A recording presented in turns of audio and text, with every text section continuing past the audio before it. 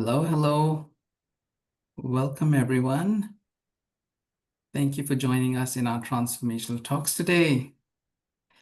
So I'm here, Saeed, your host for Transformational Talks with my colleague Nikita today, representing Coach Transformation Academy, a globally recognized coach training and mentoring institute accredited by the ICF, EMCC, IMC, and SHRM. For more details about our program, please write to us. We'll be sharing our contact email in the chat shortly to receive one ICF CCE and one IMC MDC. I would request everyone to please be on cameras for the next 60 minutes. Participation certificates will be issued by Friday. It's my pleasure to introduce today's speaker, Dr. Marcia Reynolds, Master Certified Coach and Behavioral Scientist, with over 40 years of research on how conversations foster connection and learning. Dr. Marcia, thank you for being with us today. Excited to hear from you. Over to you. Okay, thank you. I love that you have the word transformation in the name of your school, because that's really the big distinction of what we do, is that we're not just changing behavior, but transforming the way people see the world and themselves. And that's the significant differentiator, in fact, from most other modalities that's focused on behavior. And it's coming up more and more with the whole question of how are we going to survive? How's our profession going to survive AI? And when I look at why we brought coaching into the world, is the connection that's most important. And that's what I'm going to talk about today, that the human connection that cannot be replicated, that is really your most important secret of success in the coaching, that honestly we've always known, but we often don't focus on it. So I'm going to pull up my presentation. And please, if there's any clarification question you have, if I say something that you don't understand, or maybe you think it's different than how I'm using it, then that's fine. I want to make sure that you do understand what I'm presenting. So clarification questions, if you would write them in the chat, Saeed is monitoring that for me. But other than that, if you just want to understand something a little deeper, or why I even believe in this, we're going to have time at the end for your questions. So I will share. Okay. So, and I'm going to focus on this word co-regulation, because again, we often use words in coaching, like coaching presence. But what is coaching presence? What is it that we're aiming? It's not paying attention. It goes beyond that, that we actually use our emotional state to connect, to regulate, to open them to wanting to be with us, not just what we say. So this is a big part of what we really need to focus on even more now with the whole insurgence of AI. So again, when we look at what makes coaching so effective and will be difficult, if not impossible, for AI to replicate. And I'm having these arguments with people. There's one place where I teach, and he's like, no, no, no, they will replicate it someday. And I'm like, I don't think so. And I'm going to tell you why I don't think so. And I hope I'm not wrong. So you heard I've been studying behavioral change for a lot of years, probably more years than some of you, many of you have been on the planet. I actually got dumped into a training department in my first job, and I had to then figure out how could I create good training. I actually went to get a second master's degree in adult learning and instructional design, so I can figure out how can I help people to change and grow. But what I kept facing over all those years, until 30 years ago when I found coaching, was that training can inspire people to try. But as soon as they feel awkward in what they're trying, they go back to old behavior. So all the research on retention of learning still shows that there's not, over time, the retention of learning isn't great. And so even with the interacting and doing fun exercises and all that we can do to improve the training, it often doesn't stick. It's just, I used to get a lot of happy faces on my evaluations, but that doesn't mean that they really learned. And I know also this giving feedback. Well, we have to, give them feedback so they improve their behavior. Again, it's focused on behavior change, not transformation. And there's research that proves that unless somebody comes to you and says, could you give me feedback? I really want to improve. If you go to them and say, can I give you some feedback? What happens in their brain is the same stress response as if you held a gun to their head. They're like, "Ugh," because we sense like you're going to tell me what I did wrong, instead of you're really helping me. And especially, when somebody says this to us just after we did something, when we knew what we did wrong, and it just kind of like makes it even worse. And so there's ways of giving feedback that's using a coaching approach, but they have to really feel I'm here for you. I'm here for you. And to understand what it is that they really want to improve on, to know how I can help. It's still the energy exchange, even when we're given feedback. So I was delighted to find coaching. And I spent a lot of time researching why does coaching work so well? It was the last day of my last job. Somebody sent me this article about this thing, coaching, in 1995. And I said, this is interesting. And all it took for me was to watch a demo and said, something else is going on here. So I signed up for a coaching school then, right away.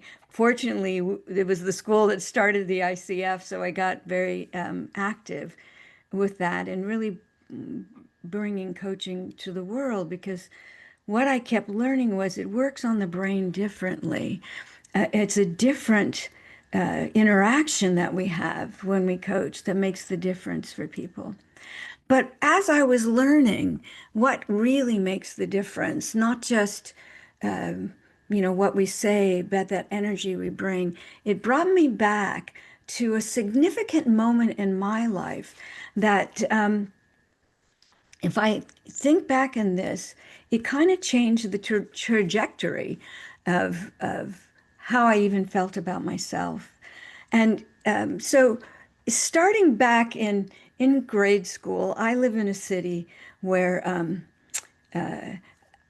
I, my family, our religion, my background was very different than the kids I was in school with, and in my family we were like very inquisitive. We challenged each other. We talked a lot at the dinner table. We were all over the place, and we laughed a lot. And there was a lot of things going on. And I always wanted to learn, and I always wanted to laugh and to understand how other people saw things, because that's what I was taught.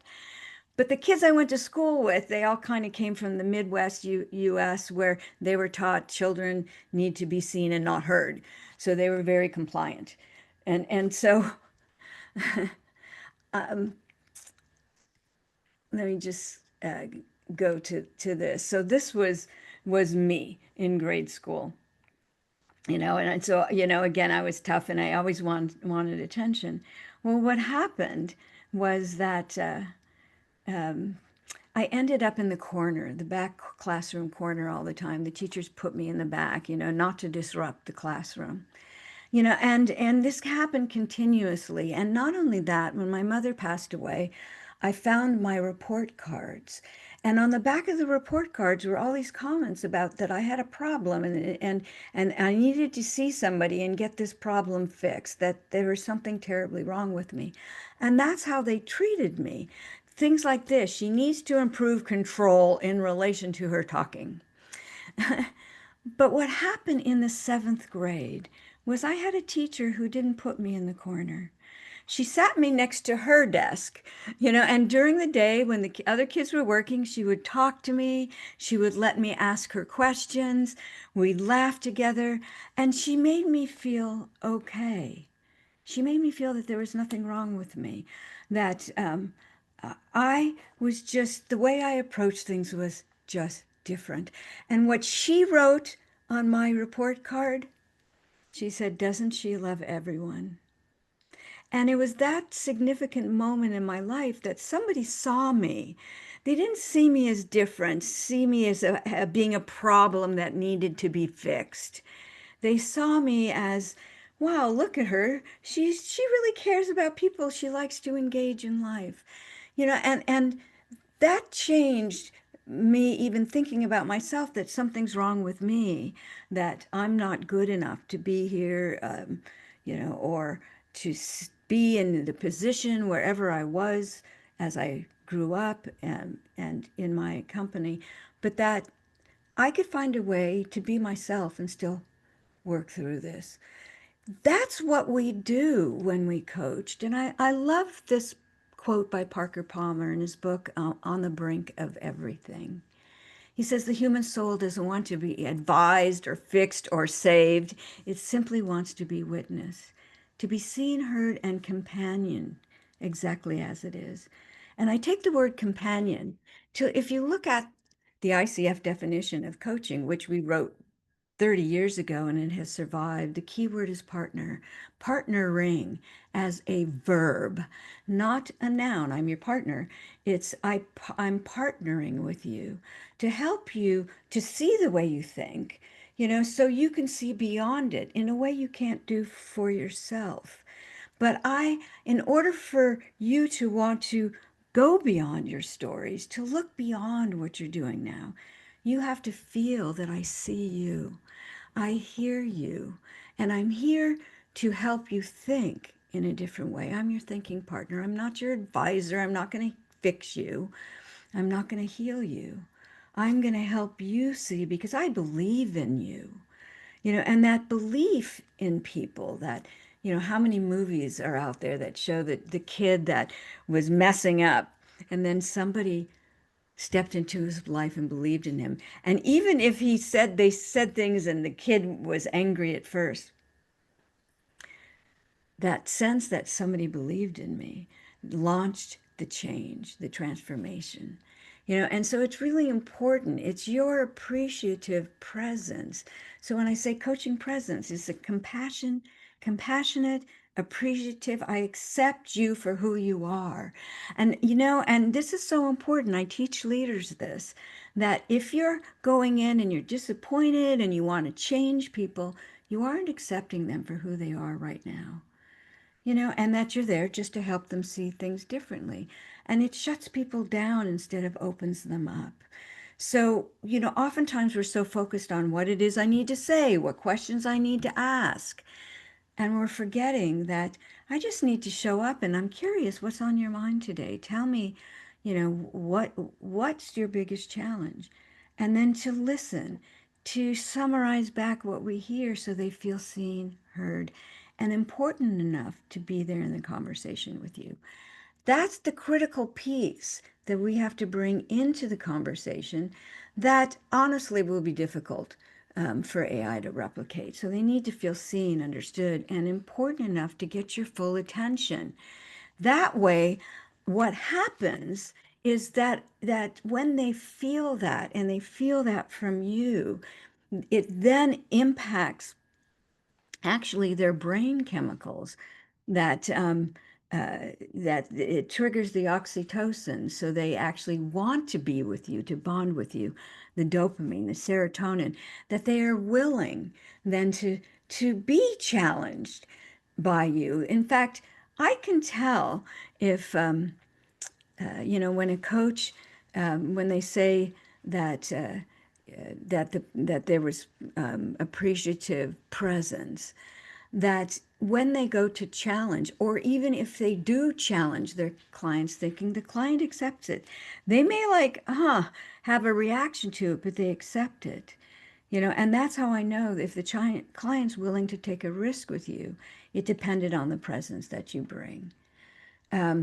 So the chemicals then are are the what we call neurochemicals, chemicals of of resistance. Oh, I don't really want to be coached right now. My boss said I had to, or hesitation. I don't know what this coaching thing is, or yeah, okay, go ahead and coach me. All those things that we've heard.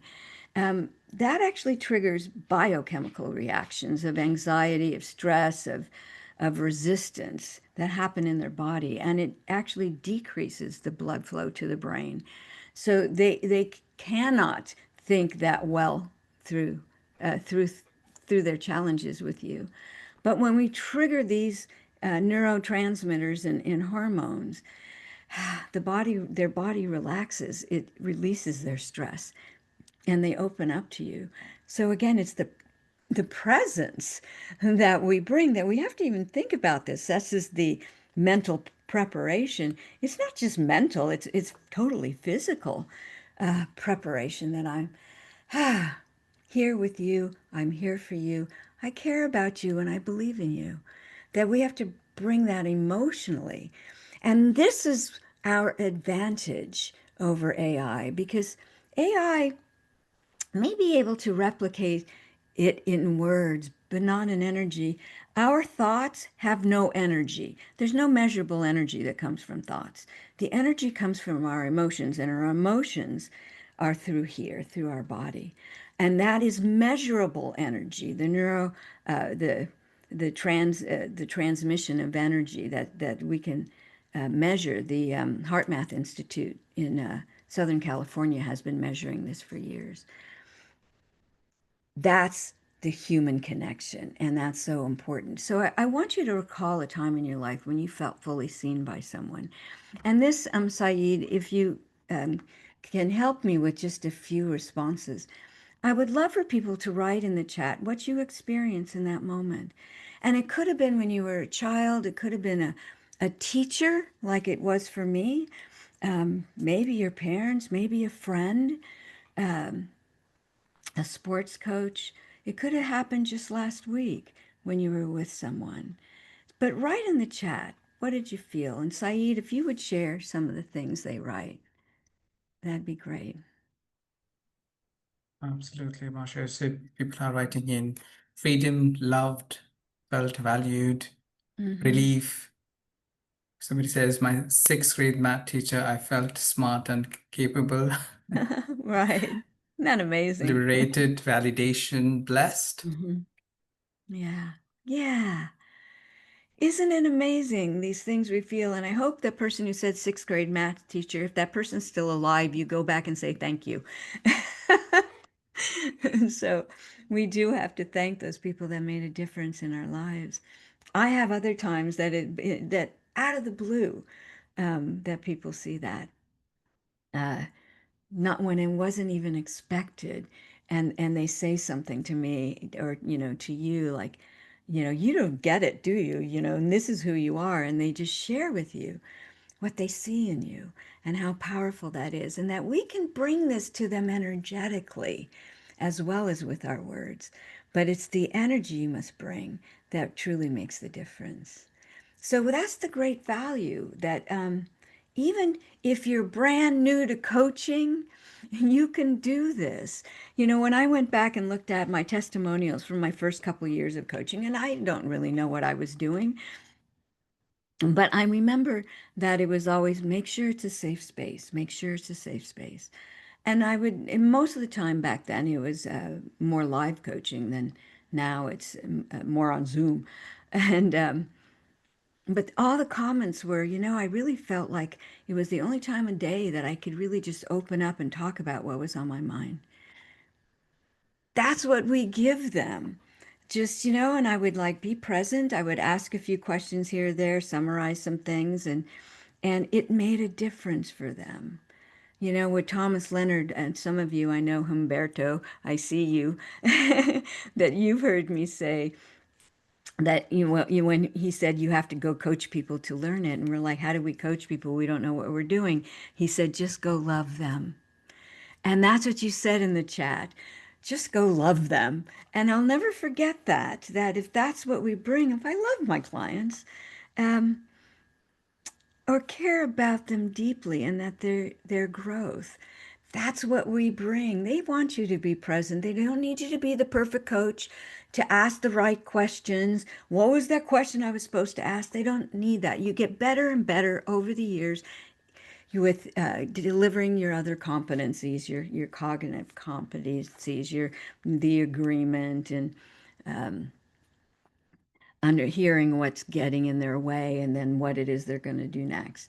But you need to hold the space that we fully receive and accept what they offer. They feel safe to be with us. And what was it? Even the study that Google did years ago.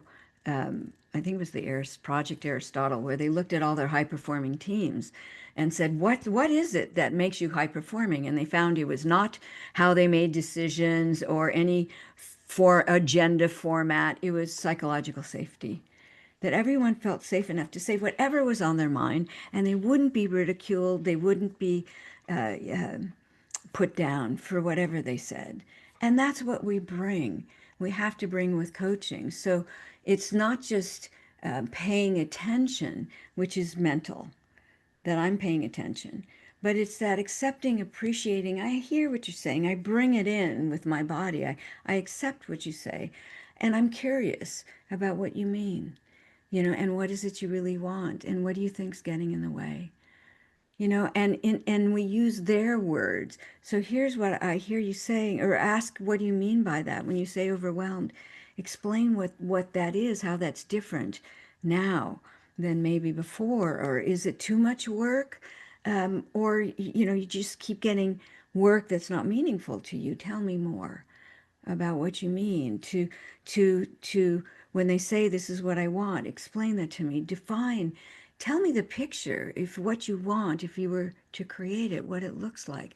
So we have a conversation with them. So we truly need to open our entire nervous system. So I know you see me doing this because I'm taking it in. And honestly, what I've learned to do, what I've been practicing for many years, is not thinking when I coach. So if I do a demo and you ask me, why'd you say that? My response will be, I don't know.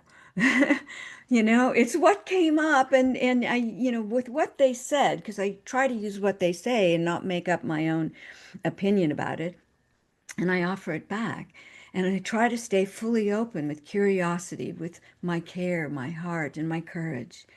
And there's a web page where you can download not just a visualization, but an audio of me reading the visualization, so you don't have to read it. You could actually go through the opening your mind with curiosity, your heart with care, compassion, with gratitude, and your courage, your gut with courage of remembering a time in your life where you stood up or spoke up in spite of your fears.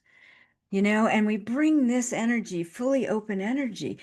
And there's a lot of studies. This is on what they call polyvagal theory, because it's the vagus nerve that all three of these, the gut, the heart, and the brain, are fully connected and talking to each other all the time. And so if you look up therapeutic presence or polyvagal theory, you'll find everything you need that shows uh, when we're fully open, we create that sense of it's okay, it's safe for you to be with me. And they've done it with trauma therapists who've worked with trauma patients who never spoke of their trauma in their life. And when the therapist came in fully open, the patients spoke of it. They were willing to speak of their trauma. This is the energy we need to bring that creates the breakthroughs, the amazing things that happen when we coach. It's the energy you have to release. Oh, I don't know. Will I be good enough to coach them? Or, I don't know about this person. Your opinions, your formulas, including your competency checklist. Let it go, And I still hear people like giving out lists of questions that you can ask. And I really refrain from that, except for a few at the beginning. What does that look like? What will that give you when you create that? Or at the end, so what will you now do? When are you going to do it? Only in the bookends of coaching, but in the middle, it's fully spontaneous interaction with them. Your presence holds the space. It's the field between that we create. A good friend and someone I've learned a lot from, Alan Briskin, just uh, published a book called Space is Not Empty, where he talks about the fields we create with our energy in between us. You know, that again, it's measurable energy. It's so critical. So just again, so when I said, even if you're starting out, yes, I know you have to learn your competencies because most of us come from a telling and profession. That I was a trainer. For 16 years, I ran training departments before I found coaching. So I was telling people what to do, or a leader or a therapist. Or a parent, that we have habits of fixing, of healing, of telling people, advising, that the competencies you learn become, it's kind of a crutch. It helps you to transform into being a coach instead of a healer, fixer, director. So yes, you must learn them and think about them, but still to bring the energy, I'm here for you, I care about you. But then your transformation after you learn them is to forget about them. And that's what leads you on the path of mastery is, I know them well enough. I don't have to think about them when I'm with you. And then I can work with a mentor or supervisor and look at what is it I need to develop to get better at my competencies. You can listen to yourself. And I've heard that some people are even using AI for that, to get some feedback on my recording of my coaching. Okay, I'm not too hot about that, but people are using it, and I think at the beginning it's fine, but then really working with a master coach to help you with your mastery, I think is essential. But honor wherever you are, because you're still bringing a great gift to your clients, that you're making them feel better by just being there. And every time you get stuck in your head, I don't know what to say here, just come back to that. I'm here for you. And share something back that you just heard. You just said at the last thing when you just said, "Oh, I'm just so intimidated by this." Tell me what intimidate means to you. What do you think is causing this? And what's so interesting is they will often tell you the key thing after this 2, 3 minutes of talking. Their last sentence is something really important. So stay present because they're going to give you a key. Yeah, and it's so funny. They just throw it out there. They're not even thinking, and they don't even know they said it. But to grab that and ask, what does that mean to you? What does that mean to this thing you want to create? Um, so this is the transformation of what we're doing that's different than just problem solving and changing behavior. We're helping them to go beyond what they see and who they are. And the more you can get to the who. So next March, I'm launching the second edition of Coach the Person, Not the Problem. And I put a lot of in there about identity coaching. When a leader comes to me and says, because they're having trouble engaging, I don't ask them what they're doing. I ask them, so define leadership to me. What do you think a leader's supposed to be doing? It's within their identity of who I am as a leader that's holding them back. And that, let me just go back one, that who we are. Um, there's this, there's a book called The Possible Self. I know I'm throwing out things to you because I always looking at things beyond just coaching books. That she gets into identity and she says, who I think I am today is the enemy of who I can become. Think about that for a moment. Who I think I am today is often the enemy of who I can become. And so when we ask them, what is it that you want to create and who are you in that picture? And then go back to, so how are you defining yourself today? That we could work toward that person you want to become. It keeps them on a more positive track than just what's not going right today. Um, like the leader I had who he was the expert in his field, but he was asked to run a task force of his peers, and he was always interrupting and telling them what they should think. And I said, so what do you think a good leader does? He says, oh, engages people and, gets people thinking in innovative ways. I said, okay, so how are you acting in your in your meetings? Oh, well, but they don't know things. I said, but if you want to be this engaging leader, right now you're being the expert leader. So tell me about the gap. Is there any ways that we can fill this gap? And it was huge for him to actually look at how he was pushing people away instead of engaging them. But he could not do this on his own because the brain prefers to hold on to who I think I am, even if I know it's not good for me, than to step into the unknown on my own. So what we do, is we listen to their rationalizations of why they have to do what they're doing now. And the smarter they are, the greater rationalizers they are. Oh yeah, I have to do this now. I can't change, and we're in chaos, so I can't change the way I'm a leader right now. Well, we're always in chaos, And tell me when we weren't. We're talking about AI, and I was remembering in my second job, um, people were so afraid about the new technologies that were coming in that they was going to take over their jobs and it would be smarter than them.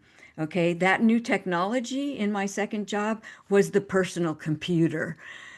And it was the same uncertainty.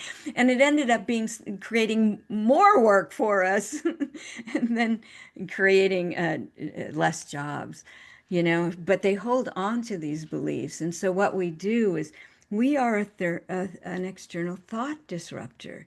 We just help them embrace these stories that they're telling and what's going on and who they think we are. And we help just feed it back. They can't do it themselves. So we take the stories out of their head and put it out here. Here's how you're thinking. And what do you think about that? And if you said just a minute ago that this is what you wanted to create, but a few minutes ago you said you couldn't do it. So tell me what happened in just those few minutes. And what is it you truly believe? So we're just sharing back. And we have to be fully open and don't jump into, oh, that's it. It's like, okay, hold on to that. They said this, but let me hear what else they have to say, and I'll come back to that. I'll trust my memory. Um, and there's now research that proves this, that there was a group of people that they gave them three modalities to solve a problem. First, they gave them a comfortable room, but they put a brainwave monitor on their head and a button to push every time they had a new idea. So they gave them a room and they thought about new ideas and pushed the button. And then they gave them a mentor who gave them advice and um, uh, suggestions and things they might do. The brainwave monitor showed some activity. Some people had more than others. I think somebody must have fell asleep in the solitary room. I probably would have if it was that comfortable. But we gave him a coach who used both reflection, and those of you who've worked with me know how much I believe in reflection and open-ended questions. The brainwave went crazy because we're activating the middle brain, the creative center, that makes them think of new ideas like, oh, it reconnects the wiring. Oh, right. Oh, yeah, I didn't see that before. And the brain gets active. Mentoring, and even when we're trying to think about it on our own, actually pacifies the brain.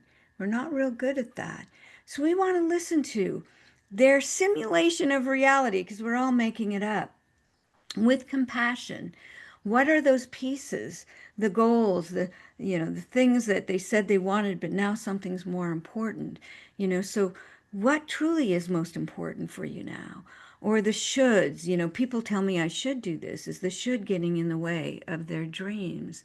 We listen for these things. And don't fall into this. I don't know what you think. What do you think? And say, well, but what have you been thinking about that you've said that won't work? Just share with me that. But you must trust the coaching process, that you share these things back with them, and that even if it feels like we're not getting anywhere, boom, they'll have a breakthrough. It's amazing. It just may take them a little longer to process than you because we process information differently.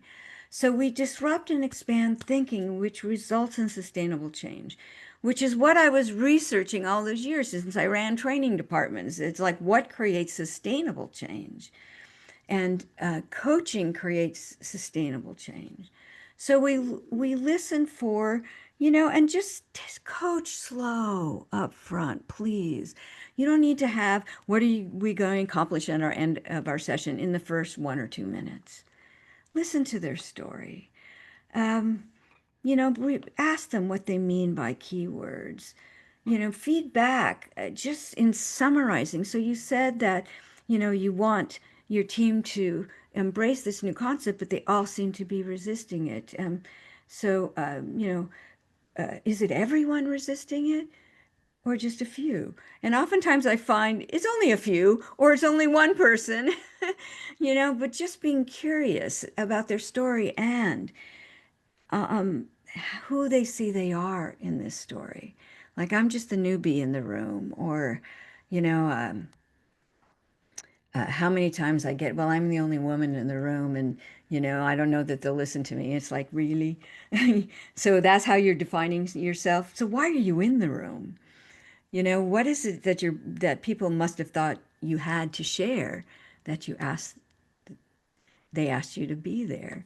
To help shift the identity creates long-term change. So we repeat key words and you get better. People ask me, how do you know to ask that? That's what came up as key to me. But you might find something different. I'm often asked, why didn't you ask about this? And I say, I didn't. But I do an exercise where we listen to someone for 2 minutes and then I have, 4 or 5 people write down what would you now reflect back and ask. And all 4 of them, it could be different. And all 4 of them could be right. It's just what stood out for you that you're curious about and you ask the question. So there's not a formula to coaching, and that's the thing. It's a spontaneous interaction. So I start a lot with, so you're saying this, or noticing their emotional shifts. Uh, when you uh, when you were talking about what you wanted to do, you explained this one thing, and then you got really excited about this other one. So what's stopping you from doing this thing you're excited about? Or, you were explaining something to me and all of a sudden you stopped and looked away. And I remember one time I was coaching and this leader, like he just mumbled something and then came back to talking about the difficult conversation he was going to have. And I said, could we stop for a moment? Because you can interrupt people if you ask for permission, um, and give the coaching purpose. You know, could we stop for a moment? Just a moment ago you stopped and you looked away and you sighed. So you share the observation. Don't you might have sensed an emotion, but share the observation. And you sighed and you looked down and it almost felt like you were sad. When I shared that, he said to me, I'm not sad, I'm embarrassed. I'm embarrassed because as I'm talking to you, I realized that, maybe I promoted her too soon. And I said, so how is that going to change your conversation? So share what you notice, share what you hear, and don't be afraid to reflect if it was a difficult emotion. And if they have an emotion, they cry, they get angry, just give them space. Hold the silence with compassion. Don't hold your breath. There's always an arc of emotion. They react, they get triggered, they react, and then it diminishes. And if you're present, you'll feel it diminish. And that's when you say, would you be willing to share what just came up for you? Every emotion indicates they just saw something new. And they were either good with it and laughed at it or they didn't like it. So remember, you're not there to help them feel better. You're there to coach them to see better. So don't judge any emotion as bad. And don't jump in and say it's okay, because that makes them feel bad for what they were feeling. Just let them feel through it.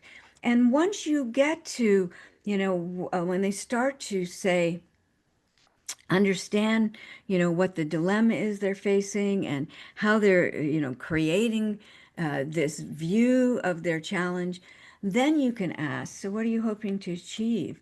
by this decision or plan you want to create. You know, a decision is not an outcome. Uh, a plan's not an outcome. What are you going to get from that? If you want to be more confident, what will confidence give you? What does that look like? The more that they can see the outcome and you can see the same picture, the easier your coaching will be. To just, so you're telling me all these things that are going on. What would be different if you could change this? Um, and if they're really reluctant, what a part of this would you be willing to explore with me so you could achieve the things that you want, but truly understand what they want? So what are your goals? What is it that I can help you with achieve um, now and maybe in the future? Would you be willing to work on that with me? So notice the hesitation or even resistance. Like, I get that this is not something that you wanted. It's a little uncomfortable. Is there anything that we could work on together that would be useful for you? And then ask them, who are you in this picture? That's the best time to ask the who question, is once they define what they want. Then you can go back and say, okay, let's take a look at how you're showing up now. That may be different than who you want to be, how you want to show up in the future. And, so always remember this. This is how we stay present. I said, I don't think. I know what I'm looking for is I want to understand how they see their situation, because the words they use um, are usually vague, and I want to see the same thing as them. But I know then what I'm aiming for within the first 10 minutes or so is, what is it they really want that's not happening now? That's the agreement. But it's not just a question. Usually, if you just ask the question too soon, they're just going to tell you what their problem is and their challenge. They're not going to tell you what they want. They don't see it yet. You have to help them see their picture of what's going on now before we can actually see the picture of what they want to create. And then the rest of the coaching is, what's getting in the way of this smart person from achieving this? Not what are they going to do? Don't ask that yet. What's getting in the way? And if you explore that, they usually come up with what it is they need to do. Um, so stay present with compassion, with courage. Appreciate what they offer. Don't be thinking, oh, you don't have to think that way. You shouldn't be thinking that. Don't ever think that. It's like, okay, I understand how this is affecting you right now. Breathe and release any tension you have to stay open and curious. Um, and then slowly coach them to discover what they want. I'm sharing with you this picture that was taken in August, and of my dear friend and colleague Zaina uh, Gusab. For our birthdays, she had us go skydiving. But what I remember the most was the freedom, the flowing. And I'm not afraid of heights. So it was like, you know, very cool for me. And I'm like, this is it, to be free to flow, to flow. And someone said to me, when I watched you coaching, it just seemed breezy. Yeah, it should be a breezy conversation. The greatest compliment I ever got when I did a demo when I was teaching. Afterwards, the students asked the gentleman, so what'd you experience in that coaching? He said it was the strangest thing. It felt like we were just having a conversation, and all of a sudden I had a breakthrough. And I said, thank you. That was such a good compliment. Better than just what skills worked, that you felt I was just in this conversation with you, caring about you, helping you see how you think. And that prompted the breakthrough. So mastery is the deepening of presence, not the perfection of skills. And we will get better with our skills over the years. I know when I watch my demos of, five years ago when I was coaching for 25 years, I'm like, oh, what was I doing? Which also indicates I think I'm getting better. And mastery is a path of mastery. It's not a destination. We just get better. We just get better the more we coach. Um, and so it's my joy to be with you on this journey. And I do want to spend a little time answering your questions now. But know this, that magic happens when they feel seen, understood, and special. And we're so lucky to witness this evolving humanity right in front of us, and that we have this great community. You have this community that we're working together. I love my global community that keeps your passion and purpose alive. So, with that, um, I want to open it up to you. Uh, what questions? What questions? And any question's a good question. And if you want to challenge me, that's good too. Yeah. So, what's on your mind? You can, I see most of you now. You can raise your hand. Um, great. And how do you pronounce your name? Is it Mayor? Hi, Mar? my name is Maher. Maher. Thank you, Maher. So, what question do Yes, you have? uh, Mm-hmm. I just wanted to comment and say um, I really am glad I made it to the session today. You sort of ooze this compassionate. Um, I don't know how to describe it, but it's easy, easy flowing, compassionate, Mm-hmm.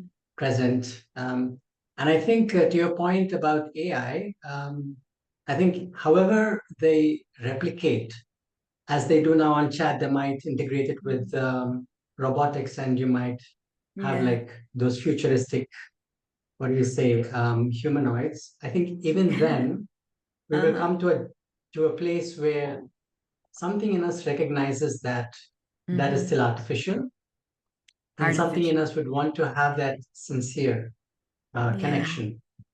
So from that perspective, I'm not Thank you. worried for therapists or coaches. I think Right. I think We will this survive. not just we will survive. I think AI is going to help bring more people to us. So Great. Thank you for that. Thank you for that. There will come that quote from Parker Palmer that we yearn to be seen, heard, and feel special, but as an energetic connection, not just through our words. Uh, and that the more we're just sitting and talking to computers, the more our soul will yearn for that. So thank you. And there was recently coaching.com took AI, took pieces of this and that and created this tool. And I came back and I said, this proves to me that they don't get it all and don't get it right. Because there are some good things, but there's things they were totally wrong. And so, it's great tools for us, but it doesn't replace us. So thank you. So is it Gurgana? Gergana. Jurgana? Please It's tell me your Gergana. name. Hi, Marcia. Hi. We've been linked in contacts for quite a while, actually.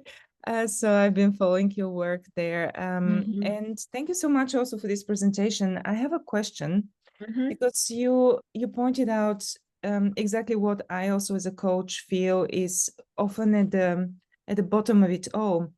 mhm, The identity and people still being stuck with an identity they have built for themselves. mhm, And I experienced this with a client a while back. We had mhm. just 3 sessions, and we really managed to show her that she can be so much more than what she has been telling Yeah. herself, and actually Isn't that come up. magical?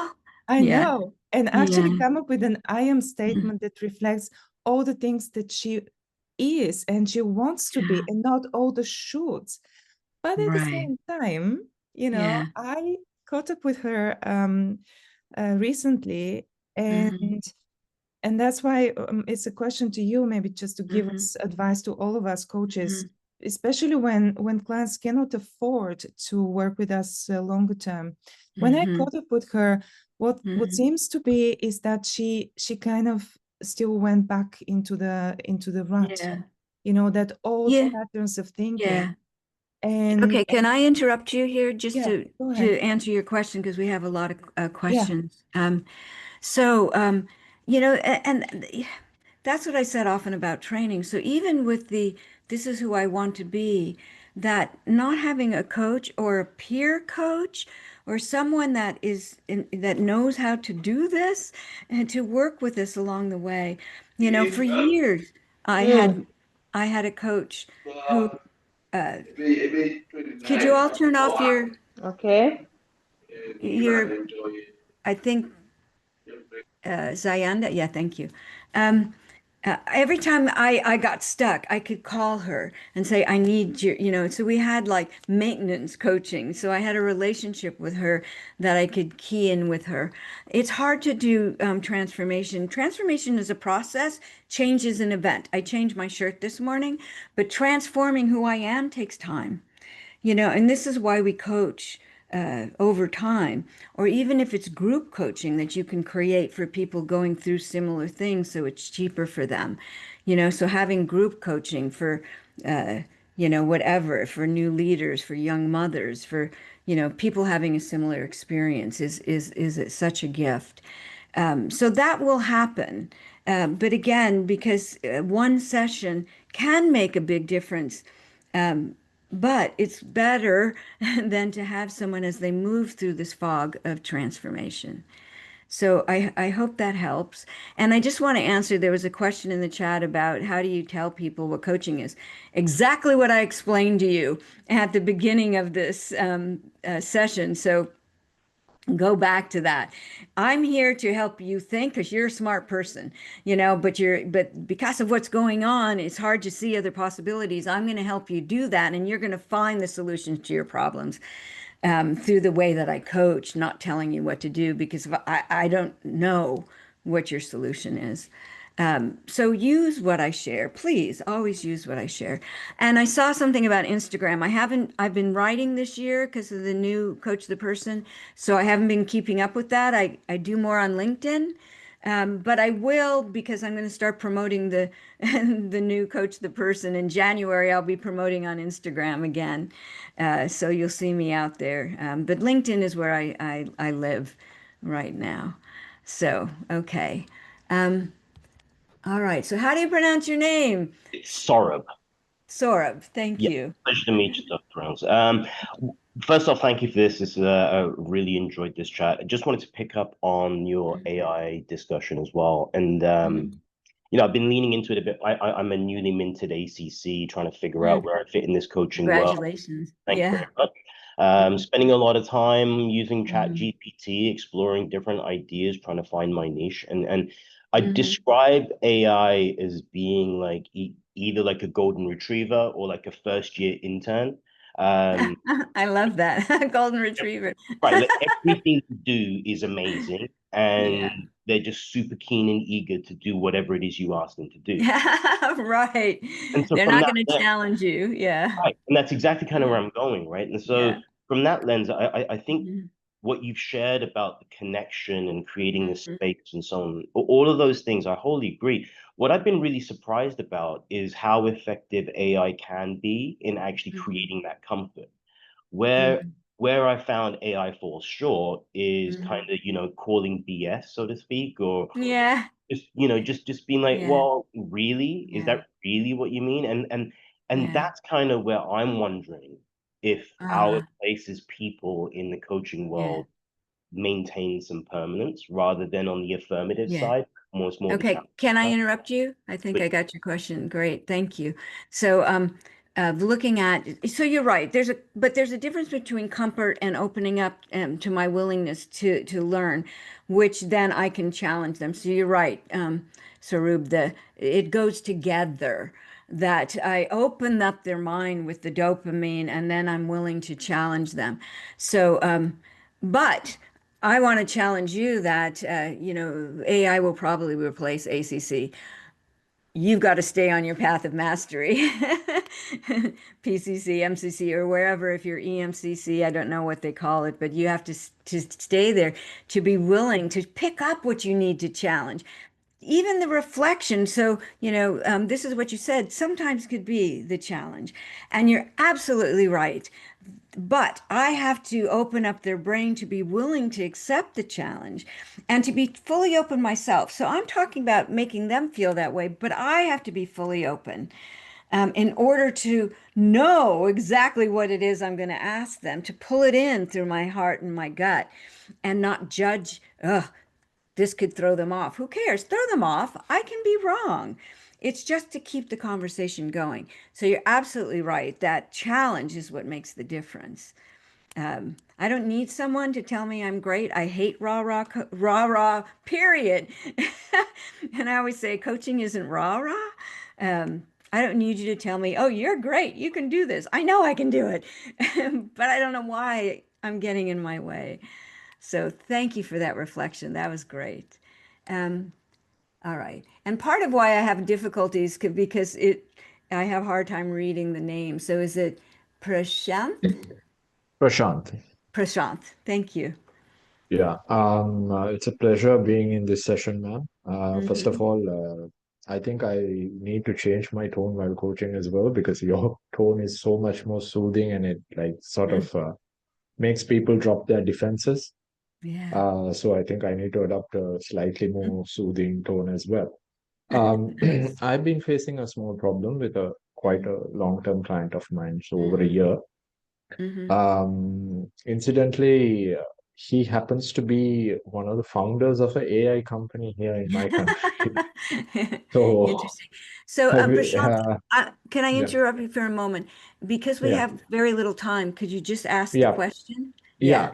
yeah. Okay. Sometimes even those really highly technical and very smart people, like the AI person I Mm-hmm. said, I Mm-hmm. find that they understand everything, they're open, except when it comes to personal relationships. Sometimes Yeah. they simply get, when they get to that emotional point, they Uh-huh. simply don't want to be coached anymore. And I'm having problem breaking through that barrier, Okay. even though he's such Um, a yeah. intelligent and a very open person. Yeah, yeah. No, I worked tech for 11 years, and ran and very smart. And even now I get a lot of clients like that because of my background. You have to meet Right. them where they are, and sometimes establishing the safety to go deep on some things that could be affecting them that they don't want to talk about. It takes a few sessions to develop that level of trust. Right.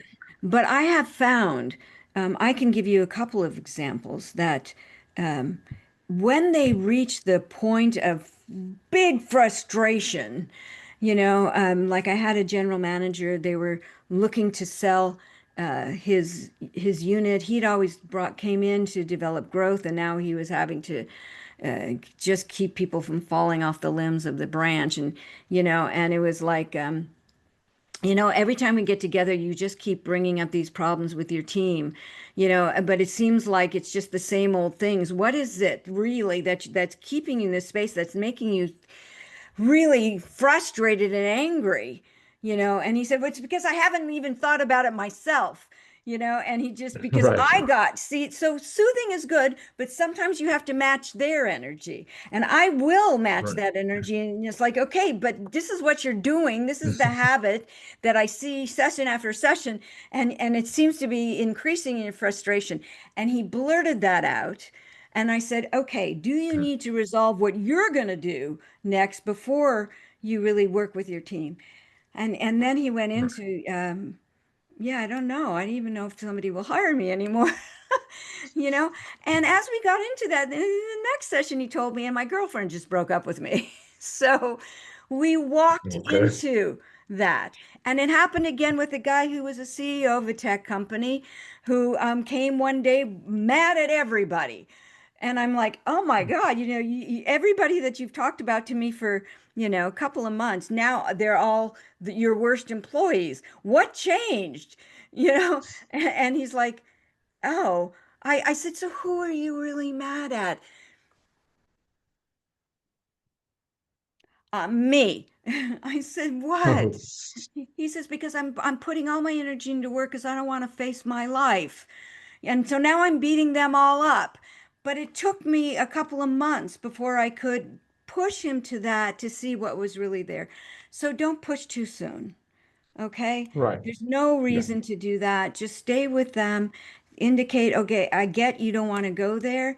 But if you think this is impacting your effectiveness, I want you to think about your hesitation to go into what is truly getting in the way, and just ask them that. Okay. Well, And thank you. one last quick question, right? Or do I, yeah, quickly, Bassam, if it's a quick question. Yes, a quick one. In your opinion, how important for a coach, as you said, in order for him or her to be open, is to do the inner work? Oh, totally important. That we have to be doing that all along the way for me to trust myself, to work on my presence. That is a constant. I have to be fully comfortable with myself before I can be comfortable with you. So, and you know what? I think you knew that answer from your smile. and you wanted me to say it, so you're absolutely right. Self-care, don't have big worries in your life. That was a huge part. Your personal foundation was a huge part of my coach training. Don't have money worries, relationship worries, environment is comfortable. That's all is important that you need to work out. So thank you, thank you, thank you for this. I need to turn it back over and to wrap up this class. And please, if you have another question, I'm on LinkedIn. You can connect and ask me there. I get questions all the time. I'll do my best. It's a crazy time of year for me, so be a little patient with your response. So thank you. Thank And you. Saeed? Thank you, Dr. Marcia. Yes, Yeah, it was a wonderful Saeed, session. Thank yeah. you for your time. Thank you. The audience were lovely. Thank you so much for being here with us. I look forward to seeing you in the next transformational talks. Till then, take care. Okay, thank you. Bye-bye.